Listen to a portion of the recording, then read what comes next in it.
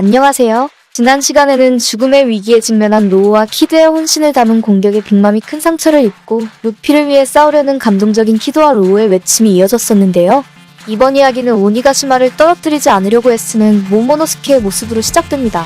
물체를 공중에 띄울 수 있는 불꽃 구름을 만드는데 성공한 모모노스케는 꼬치 도시에서 점점 멀어지게 만드는데 갑자기 어디선가 누군가 자신을 부르는 목소리에 깜짝 놀라는 장면이 공개되며 목소리의 정체는 지니샤가 모모노스케에게 말을 걸고 있는 것으로 추정됩니다.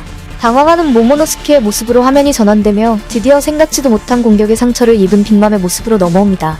빅맘은 로우와 키드의 공격으로 온몸의 뼈가 부러지는 큰 상처를 입었는데 빅맘은 소울소울 열매의 능력으로 자신을 치료하는 모습으로 소울소울 열매에는 공격뿐만이 아니라 치료의 능력까지 있는 만능 열매라는 사실이 밝혀집니다.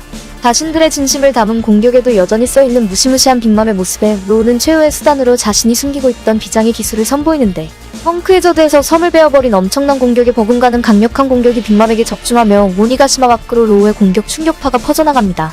로우의 공격이 적중했는데 충격적이게도 빅맘은 쓰러지지 않고 겉으로는 멀쩡한 모습을 보여주며 빅맘은 로우와 키드에게 자신을 이길 수 있을 것 같냐는 말과 자신은 수십 년 동안 바다를 지배하고 있는 사형 빅맘이라고 위협하지만 빅맘의 위협을 그대로 두면 자신의 죽음을 직감한 키드가 숨기고 있던 최후의 기술을 준비하고 얼마 지나지 않아 자기력을 사용해 상대방에게 발사하는 엄청난 위력의 전자포를 발사해버리며 키드의 공격에 적중한 빅맘의 모습과 함께 빅맘의 시대는 끝났다고 외치는 로우의 모습으로 원작은 다음 이야기로 이어지게 됩니다.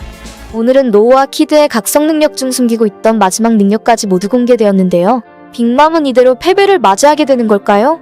아니면 각성 능력으로 로우와 키드에게 절망을 심어주게 될까요? 설날 연휴의 마지막 날 행복과 즐거움이 가득한 하루 보내시고 다음 이야기도 기대해주세요.